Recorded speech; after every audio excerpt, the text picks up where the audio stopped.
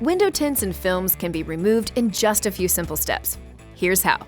First, determine whether or not the film is adhesive-free static cling or adhesive-backed. If it's a static cling film, you should be able to remove it easily with your fingernail or a razor scraper. If it's an adhesive-back film, you need to dissolve the adhesive first. Use an ammonia-based cleaner or mix ammonia or vinegar with liquid soap in a spray bottle and spray the film. When it dries, respray it. This process may take several hours, and you may even want to let it soak overnight. Once the adhesive is dissolved, pull the film loose. The best time to do this is during the day when the windows are warmer. If that doesn't work, scrape it off using a razor scraper. If it's only coming off in little pieces, respray it with the ammonia solvent and apply heat with a blow dryer.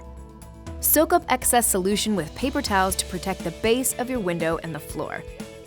All that's left to do is clean the glass. First, use an ammonia-based cleanser to remove any leftover traces of adhesive. Then, use water and a cleaner that does not contain ammonia or vinegar. Take the hassle out of removing a window tint with these helpful tips.